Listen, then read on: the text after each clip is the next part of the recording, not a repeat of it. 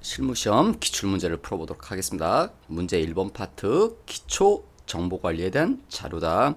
다음 요구사항에 대해서 답하시오. 전기 재무제표를 검토했더니 다음과 같은 오류가 발견되었다. 적절히 수정하시오. 근데 이 오류를 보니까 전기 재무제표가 있을 건데요. 아마 이렇게 있겠죠. 제조, 원가, 명세서가 있을 거고,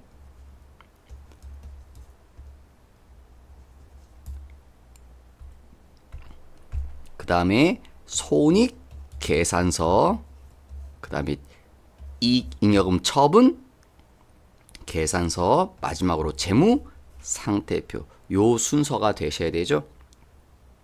그런데 보니까 오류가 접대비가 잘못된데 옆에 써 있죠. 제조라고. 그러니까 제조 원가 명세가 잘못되어 있다는 거죠. 그럼 우리는 제조 원가 명세를 수정하시고 이어서 손익 계산서도 수정하셔야 되고 그 이후에 이익잉여금 처분 계산서도 그리고 마지막으로 재무 상태표까지 다 수정되셔야 됩니다.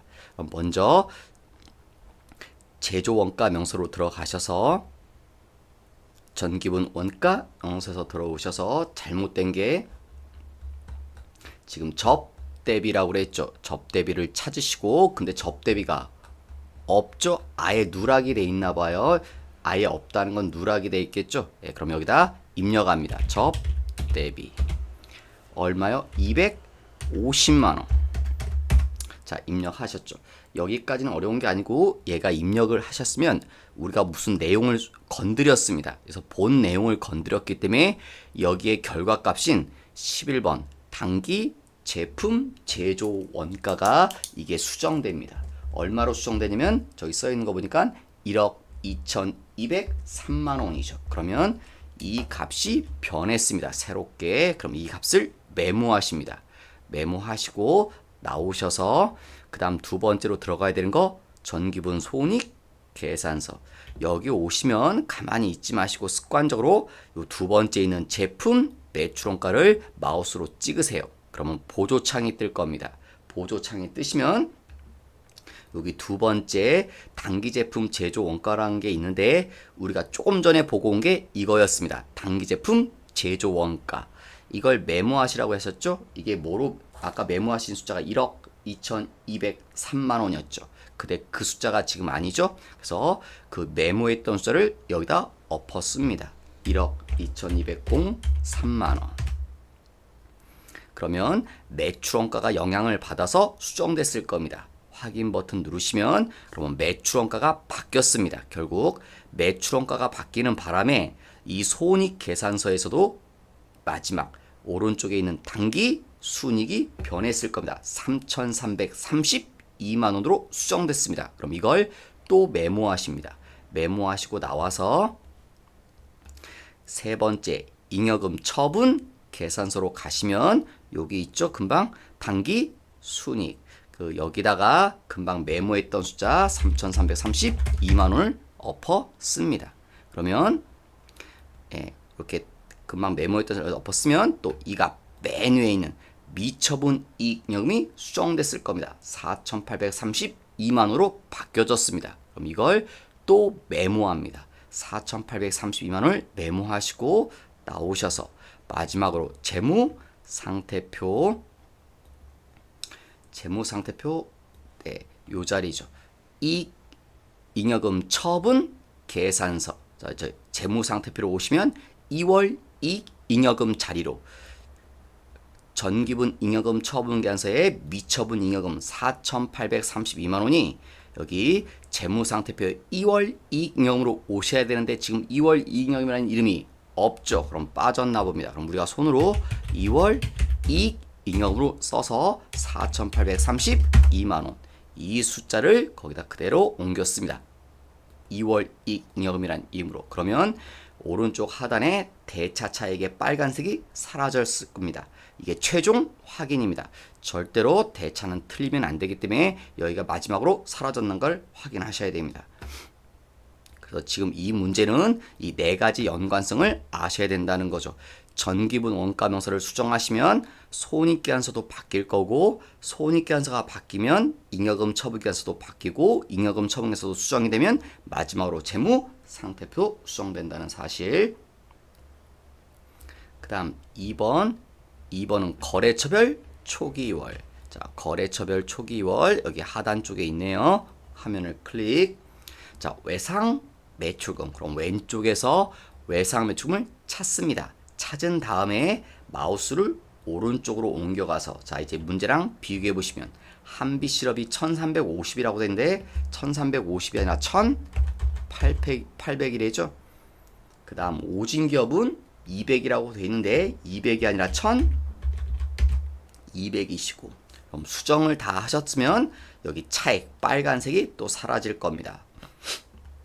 그 다음 똑같은 방법으로 외상 매입금을 찾으신 다음에 마우스가 오른쪽으로 오셔서 지우기업 350이 아니라 700, 그 다음 시원기업 700으로 돼 있는데 문제는 350이라고 그랬죠. 거꾸로 돼 있다는 거죠. 다 고치니까 역시 차익이 사라지셨네요. 다 드시고, 자, 이제 세 번째 문제, 계정 과목 및 적요 등록. 계정 과목 및 적요 등록 화면 오셔서, 자, 855번. 그럼 855번을 찾는데 마우스로 이렇게 찾으면 시간이 좀 걸리시니까요. 그렇게 찾지 마시고 코드 번호 자리 여기 번호 아무데나 갖다 대시고 855를 치면 수정되는 게 아니라 그 번호로 이동됩니다. 그 다음 이름이 프리랜서비인데 여기다 글씨를 쓰는 게 아니라 계정 과목은 여기 오른쪽 상단에서 이름을 쓰시면 됩니다. 프리랜서비. 그러면 여기도 이름이, 왼쪽도 이름이 바뀌죠. 그 다음 성격 경비로 하라고 알려줬죠. 그 다음 마지막 하나, 여기 대체 적요 1번이래요. 여기 넘버 1번으로 입력하시고 거기 써있는 글씨 그대로 프리랜서 외주 용역비 지급.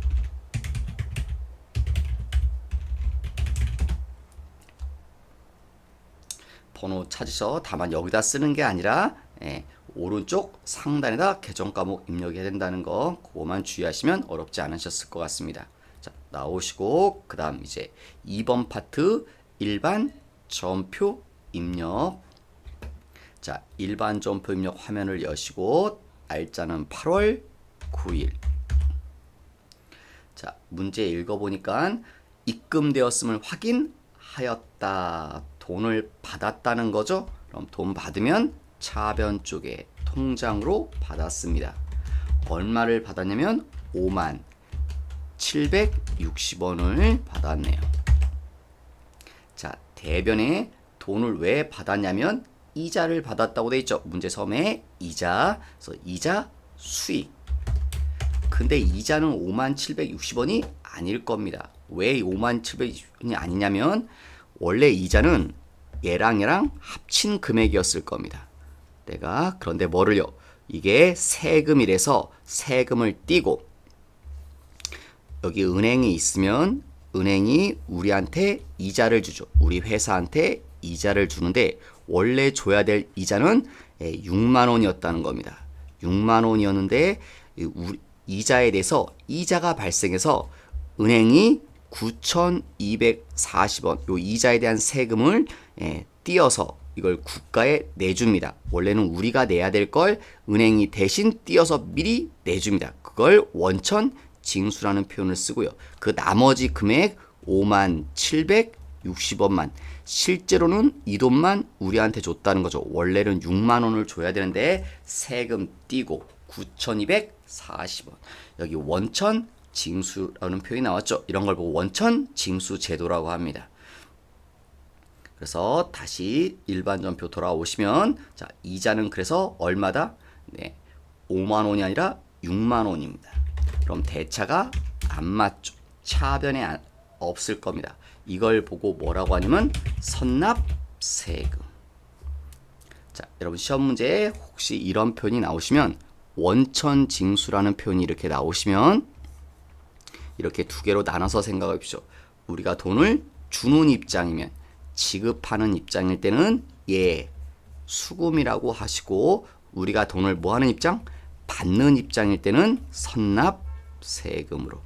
지금 우리가 돈을 주고 있나요? 받고 있나요? 받고 있죠. 통장으로 받았다고 그랬죠. 그래서 받는 입장이니까 요 원천징수세금은 선납 세금이 될 겁니다. 미리 낸 세금. 그 다음 두 번째 9월 7일자. 9월 7일 날 가셔서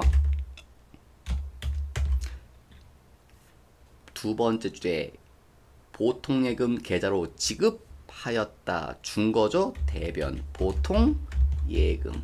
얼마를 주냐면 강사료가 10만 원인데요. 두 번째 줄에 원천징수세 33,000원을 제외한 빼라는 거죠. 그래서 33,000원 빼니까 100만 원에서 33,000원 빼면 96만 7천 원이겠죠. 33,000원 빼시고 그 다음 차변에 이런 돈 우리가 줘야 되는 이유는 첫째 줄에 강사료죠. 교육하고 강사료. 그래서 교육 훈련비. 근데 영업부 직원을 교육했다고 하셨으니까 800번대 판관비 코드 825번 교육 훈련비. 강사료는 100만 원이시고요. 대차가 안 맞으시네요. 대변 쪽에 숫자가 모자르죠. 이거 위에 나왔던 거네요. 원천 징수세. 위에는 우리가 돈을 받는 입장이었지만 1번은 지금은 주는 입장이죠. 우리가 돈을 주는 입장일 땐 예수금으로 한다는 거.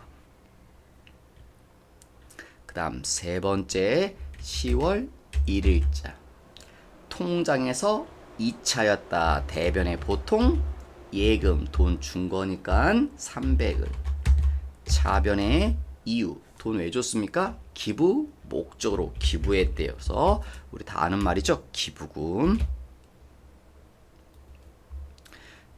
그 다음 4번 현금으로 지출하였다. 10월 20일자 줬으니까 대변 현금. 얼마 줍니까?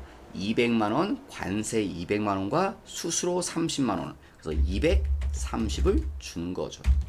그 다음 차변에 이런 돈들 왜 준 겁니까? 관세하고 수수료. 그런데 중요한 건 이 관세라든가 수수료는 우리가 지금 수입도 물건 사는 과정이죠. 외국에서 이게 물건 취득할 때 물건을 살 때 들어가는 모든 비용은 취득 원가다. 취득 원가란 말은 내가 사는 물건 자산 속에 포함시켜라. 지금 이런 돈들은 뭐 때문에 발생하는 겁니까? 얘 때문에. 원재료 사는 것 때문에. 그래서 취득 원가, 원재료로 하시라고요. 그래서 원재료. 근데 아마 답안 보면 이걸 미착 상품이라고 하신 것도 정답으로 인정해 준다고 합니다. 아마 이게 우리 회사에 아직 도착을 안 했으면 그때 잠시 쓰는 이름이 미착품이기 때문에 미착품도 맞다는 거죠. 예, 그래서 요 자리에 미착품 써도 맞다고 해주겠답니다. 근데 지금 그냥 시험 보실 땐 문제에서 언급하는 자산 이름이 있습니다. 예, 그런 방식으로 접근하시는 게 일단 제일 시험에선 안전합니다. 그래서 저는 원재료라고 했습니다. 그 다음 5번. 자, 카드 전표가 있네요. 10월 31일자. 자, 식사를 하고 카드로 긁었어요. 카드로 결제했죠? 그럼 우리가 돈을 줘야 되죠. 대변. 줘야 되니까. 근데 카드를 긁었다는 건 현찰을 주지 않았죠. 카드는 우리도 다 카드 쓰지만 카드로 긁으면 돈은 다음 달에 나가죠. 그래서 카드를 썼다는 건 외상이라는 소리입니다. 그래서 될 수 있는 이름은 외상 매입금도 가능하고 미지급금도 가능합니다. 그런데 지금 케이스는 미지급금을 쓰셔야겠죠. 거래처 직원하고 식사한 거니까. 거래처 빼먹지 마셔야겠네요. BC 카드. 금액은 17만 1,000원. 차변에 자, 이렇게 거래처 사람하고 밥 먹는 거 이런 걸 뭐라고 합니까?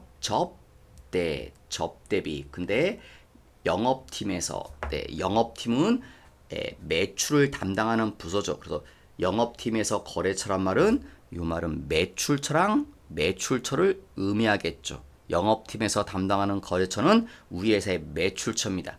매출처에 접대했으니까 813번 접대비를 쓰셔야겠네요. 자, 접대는 어디서 했습니까? 거래처 필요 없지만 굳이 건다면 만나 일식이죠. 카드 전표 안에 보니까 만나 일식에서 밥 먹었다는 거 알 수 있죠. 그 다음 6번 11월 17일자. 두 번째 줄에 수표를 발행해서 지급하였다. 수표를 발행하면 뭐라고 합니까? 거의 이렇게 튀어나와야죠. 반사적으로 대변의 당좌 예금. 얼마를요? 계약금을 70만 원. 차변엔 이 70만 원 돈 왜 준 겁니까? 계약금으로. 그래서 뭐라고 합니까? 선급금. 거래처 꼭 거셔야 되고 광주로. 그런데 여기 보시면 원재료 700만 원이라는 숫자가 있는데 이 원재료 700은 회계 처리하지 않습니다. 왜? 원재료 700을 뭐 하기로 했습니까? 계약.